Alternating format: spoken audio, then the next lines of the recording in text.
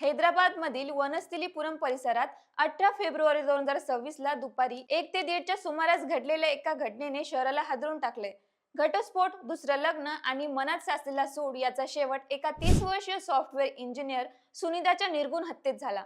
मृत सुनीता ही एका खासगी IT कंपनीत नोकरी करत होती आणि ती वनस्थलीपुरम मधील ग्रीन सिटी कॉलनीतील अपार्टमेंट मध्ये आपल्या दुसऱ्या पतीसोबत राहत होती. तिचं पहिलं लग्न 2022 मध्ये महेश देवरकोंडा यांच्यासोबत झालं होतं.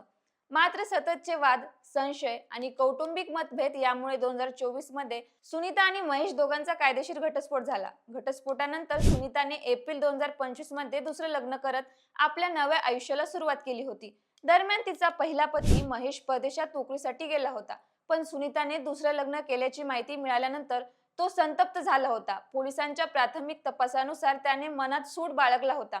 काही दिवसांपूर्वी तो भारतात परतला आणि 18 फेब्रुवारीला तो थेट सुनीताच्या राहत्या घरी पोहोचला. दुपारी सुमारे 1 वाजता तो सुनीताच्या फ्लॅटवर गेला.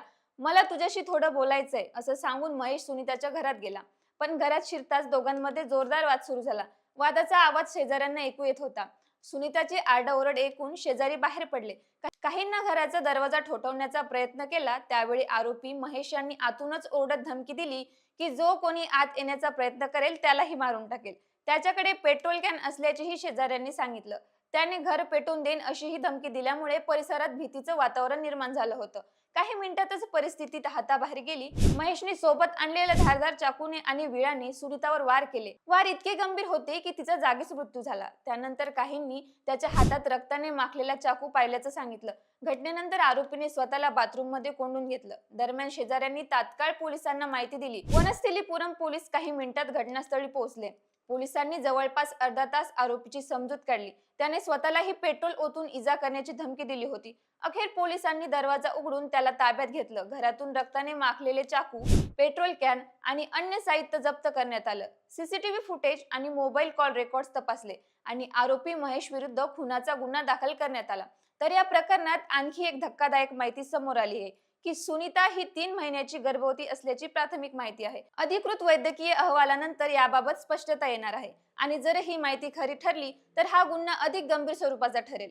पोलिसांच्या मते दुसऱ्या लग्नाचा राग, अहंकार दुखावल्याची भावना आणि सूड या कारणामुळे हा खून करण्यात आला असावा. आरोपीने पूर्वनियोजन केलं होतं.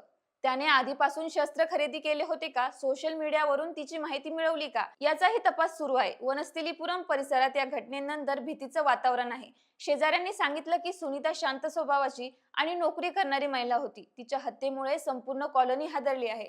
सध्या आरोपी पोलीस कोठडीत असून त्याला न्यायालयात हजर करण्याची प्रक्रिया सुरू आहे. पुढील काही दिवसांत तपासातून आणखी माहिती समोर येण्याची शक्यता आहे.